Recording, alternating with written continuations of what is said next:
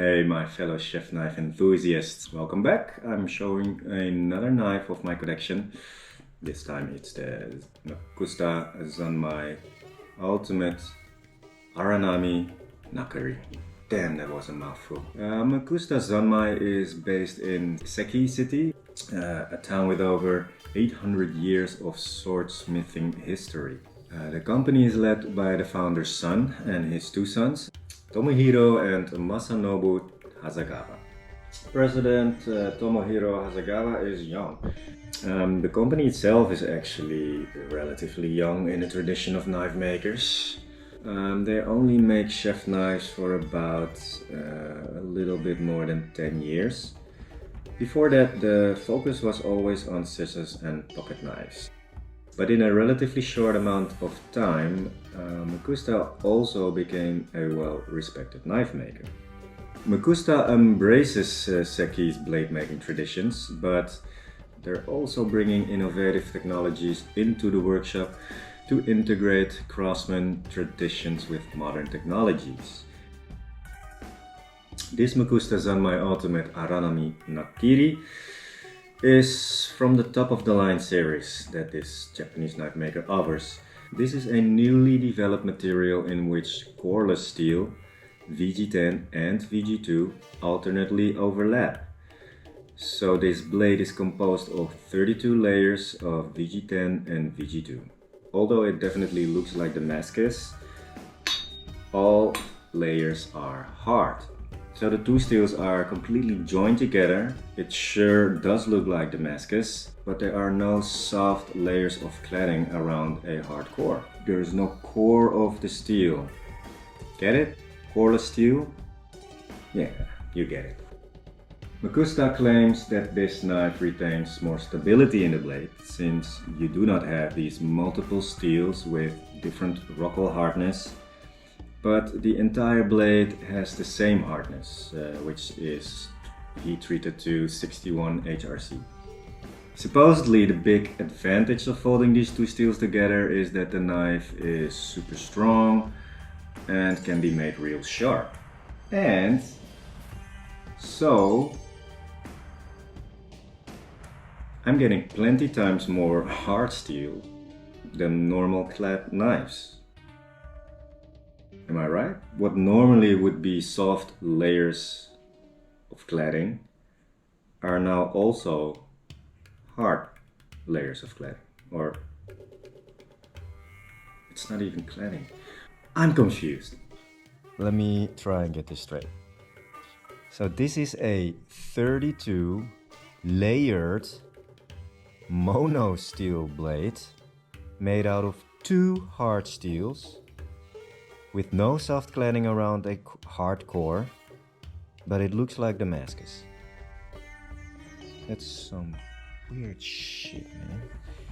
No wonder I'm confused. What is a very obvious and specific characteristic of this knife is the unique drawing all over the blade. These beautiful patterns on the blade represent raging seas. And that is where the series got its name. Aranami means a raging sea or waves in Japanese. The result is stunning. It just doesn't look like any Damascus pattern I have ever seen before. It is remarkably clear and it has these vividly high contrasts. Just amazing to look at. The spine has the same thickness from heel to tip, which is to be expected from a Nakiri.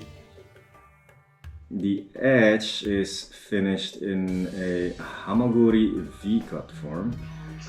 And of course somebody is calling me right now. Bye, I'm busy. Anyway, the edge is finished in a Hamaguri V-cut form.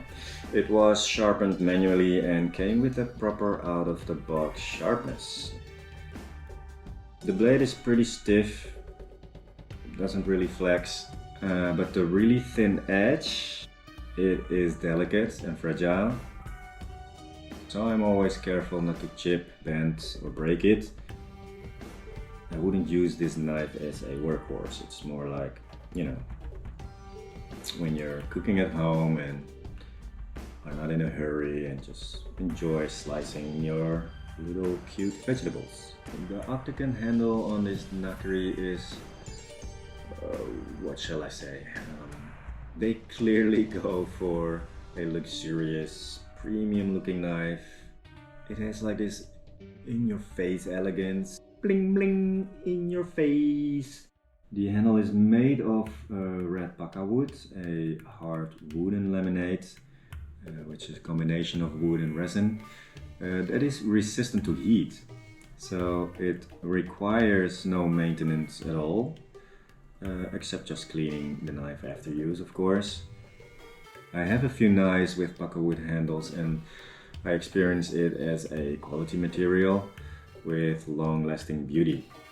The indents on the ferrule, they are pretty ergonomic because when you hold it in a pinch grip, it kind of doesn't cut into your finger or something. Right? It just feels comfortable. The ferrule and the bottom cap are made of nickel silver alloy, a material renowned for its anti-corrosion and antibacterial properties, and it has been polished to a mirror finish. Even the choil and the spine are rounded and polished. A special rivet, otherwise used for musical instruments, has been incorporated into the handle and bottom cap. This makes the knife look even more luxurious and premium. I mean, there is nothing rugged or rustic about this knife. If you like rusting looking knives, what the hell are you still looking at this video for? Grab a Kurouchi blade, take off your shirt, and go slay something edible.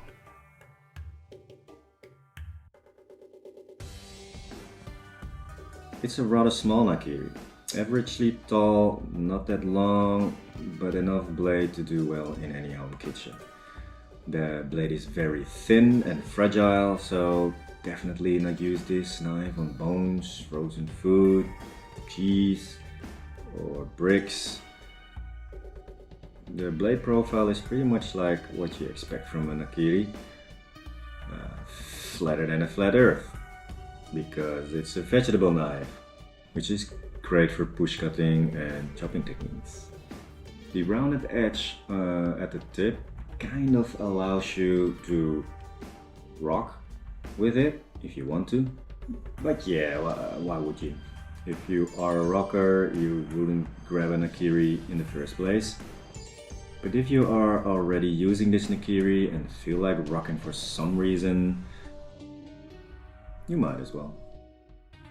Even though the knife is really light overall, it's still a little bit front heavy. And I like front heavy knives in general, but especially when it comes to cleaver knives. Then they really tend to just fall through any types of fruits and veggies.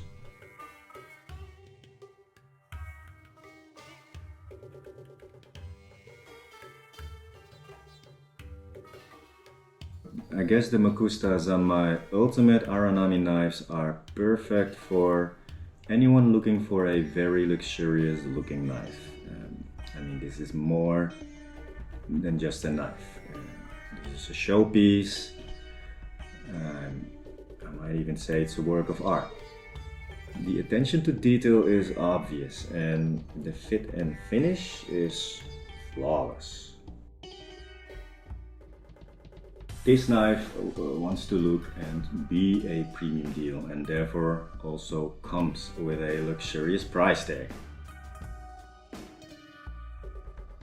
It does come with a high style packaging in this beautiful Paulownia wooden presentation box, which I think is added value when you would buy this as a gift for someone. And I can also imagine that it allows for safer shipping and transport compared to carton boxes, although I never experienced any problems with carton boxes. What do you think? What do you think about this knife, Pepper? What do you think of this knife? You like it? Do you like this knife, Trapa? What do you think about this knife?